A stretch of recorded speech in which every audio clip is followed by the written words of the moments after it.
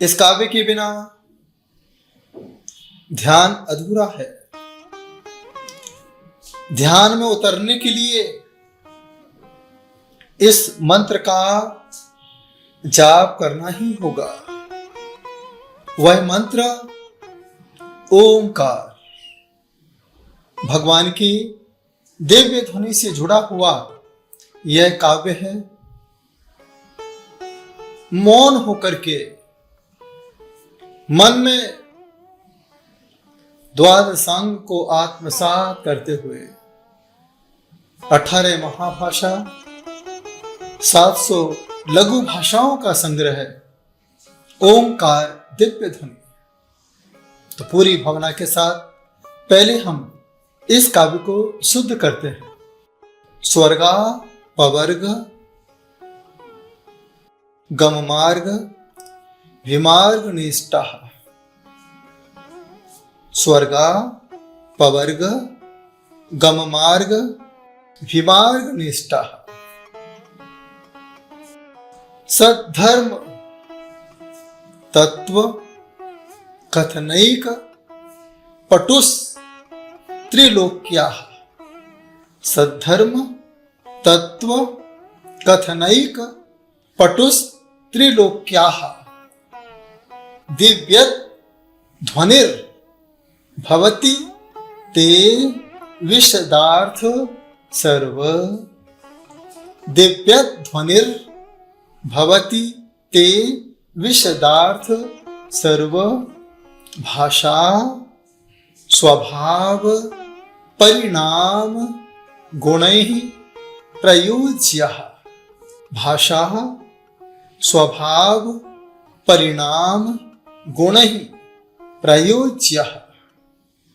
अब आप पूरे मनोभाव के साथ चारों तरफ ओंकार को महसूस करते हुए श्वासों के साथ इस काव्य को सुनेंगे और मेरे साथ बोलेंगे ध्यान पूर्वक। स्वर्गा पवर्ग गम मार्ग विमार्ग निष्ठा। फिर एक श्वास लेते हुए चेहरे पर मुस्कुराहट के साथ सद्धर्म तत्व कथनैक पटुस त्रिलोक्याः। फिर एक श्वास दिव्य ध्वनिर भवति ते विशदार्थ सर्व। एक और गहरी श्वास लेते हुए भाषा स्वभाव परिणाम गुणैः प्रयुज्यः। अब आप श्वासों को रोक करके ध्यान करते हुए इस काव्य को संगीतमय सुनेंगे। स्वर्गापवर्ग गम मार्ग विमार्ग निष्ठाः। सद्धर्म तत्व कथनैक पटुस्त्रिलोक्याः। दिव्यध्वनिर्भवति ते विशदार्थ सर्व। भाषा स्वभाव परिणाम गुणैः प्रयुज्यः। शब्दार्थ स्वर्ग देवलोक, अपवर्ग मोक्ष, गम मार्ग जाने वाले मार्ग, विमार्गण खोज, इष्टाहा हितकर या प्रिय, सत समीचीन, धर्म वस्तु स्वभाव, तत्व उसका भाव, कथन निरूपण, एक आप एक, पटुः निपुण, त्रिलोक्याः तीनों लोकों में, दिव्य ध्वनि अलौकिक ध्वनि, भवती होती है, ते आपकी, विशद स्पष्ट, अर्थ अभिप्राय, सर्व सभी, भाषा भाषा, स्वभाव स्वभाव से, परिणाम परिणमित गुणैः गुणों से प्रयोज्य उत्कृष्ट युक्त।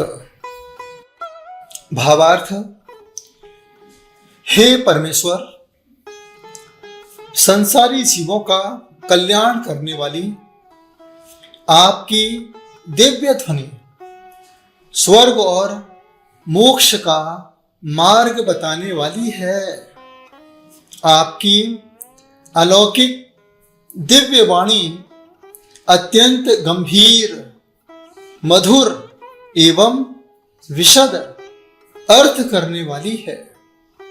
भव्य जीवों को अपनी अपनी भाषा में परिणत होकर समझ में आने वाली है एवं आपकी दिव्य ध्वनि संसार के प्राणियों को समीचीन धर्म तत्व के रहस्य को समझाने में समर्थ है। सर्वांग से जिनेंद्र भगवान की दिव्य वाणी खिरा करती है। भव्य जीवों के पुण्य के प्रभाव से जब तक भव्य जीव प्रभु के संपर्क में नहीं आता है, तब तक जिनेंद्र भगवान की वाणी नहीं खिरती है। 66 दिन तक भगवान महावीर मौन रहे। जैसे ही इंद्रभूति, अग्निभूति, वायुभूति प्रभु के संपर्क में पहुंचे, अकस्मात सर्वांग से ओंकार दिव्य ध्वनि खिरने लगी और यह दिव्य ध्वनि गौतम गणधर को समझ आती है। गणधर परमिष्टि ही इसे समझ करके सारे सृष्टि के अंदर अपने अपने स्वभाव के साथ, भाषा के साथ सभी जीव इस वाणी को समझ करके जीवन में सम्यक्त्व को प्राप्त हो जाते हैं। ऐसी समीचीन वाणी ओंकार के अंदर कितना पावर है सोचो। आपके ओंठों का आकार भी ओम के जैसा है। आपके नाक का शेप भी देखिए ओम के जैसा है। आप अपने कान को देखिए, कान का पूरा शेप ओम के जैसा है। आप कपाल को देखिए, इसका शेप भी ओम के जैसा है। इस ओम में ही व्योम है। सृष्टि की रचना ओम के माध्यम से हुई है। जब हम ध्यान करते हैं, ओम बोलते हैं, इस ओम के अंदर कितने अक्षर हैं? 3 अक्षर हैं, अ, उ और म।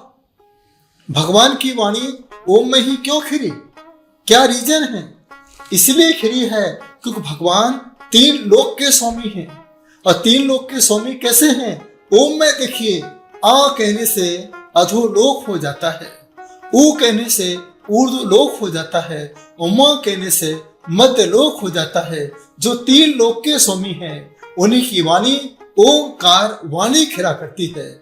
जब आपको लगे कि मुझे आत्म ध्यान में उतरना है, आत्म साधना करना है, बस प्रातः काल ब्रह्म मुहूर्त में सुबह 4:15 बजे पद्मासन लगा करके, पूर्व दिशा में मुंह करके, जीभ को तालू से लगा करके, भ्रामरी प्राणायाम के साथ ब्रह्म का जैसा गुंजन करते हुए आपको बस पहले 3 अक्षर को बोलना है।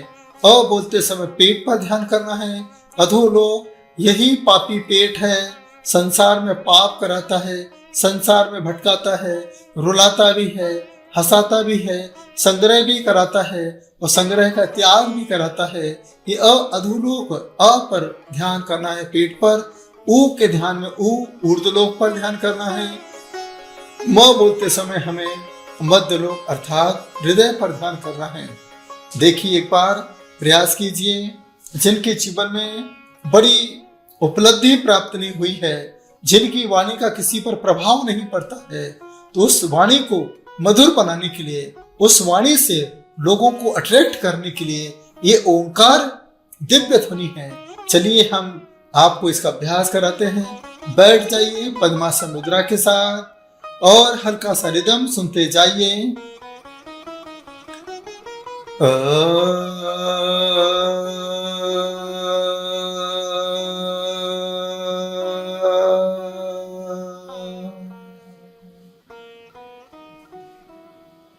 देखिए, पेट पर आ लिखा हुआ है। अधोलोक को देखिए, सारे नरक, निगोद,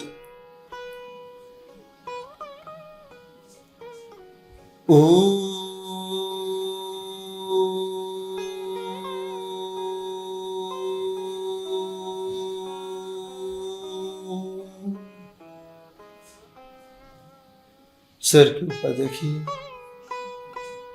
स्वर्ग, मोक्ष, सिद्ध सिला।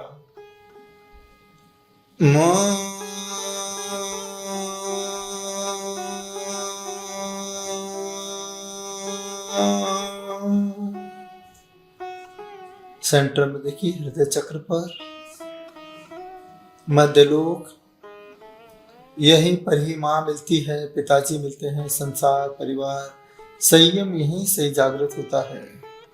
जब तक माँ नहीं बनाते तब तक मोक्ष की प्राप्ति नहीं हो सकती। व्यापार को बढ़ाने के लिए, प्राकृतिक प्रकोप से बचने के लिए यह काव्य अपने आप में बहुत प्रभावशाली है। सद्धर्म को बताने वाला है, जो समझ में नहीं आता है उसे समझाने वाला है। यह वाणी आपके लिए सभी लोगों से जोड़ने वाली वाणी है। हम मध्य प्रदेश में रहते हैं, हिंदी आती है, कन्नड़ नहीं आती, तमिल नहीं आती, गुजराती नहीं आती, मराठी नहीं आती, लेकिन जब हम ओंकार की वाणी बोलते हैं तो सभी को अपने आप भगवान की वाणी समझ में आती है। ओंकार में सप्तभंग, गणधर भूते 12 शोंग, रविशस न हरे सो तम हराए, सो शास्त्र नमो बहुप्रीत ल्याय। हे प्रभु, आपकी वाणी स्यादवाद में है। यह स्यादवाद की वाणी ओंकार के माध्यम से संपूर्ण सृष्टि में गूंज रही है। हर किसी की वाणी में ओंकार वाणी है। हिंदू होता है वह भी ओम नमः शिवाय, ओम भूर्भुवः स्वाहा तत्सवितुर्वरेण्यं भर्गो देवस्य धीमहि धियो यो नः प्रचोदयात्, इसका जाप करता है। मुस्लिम भी ओम को ही मानता है।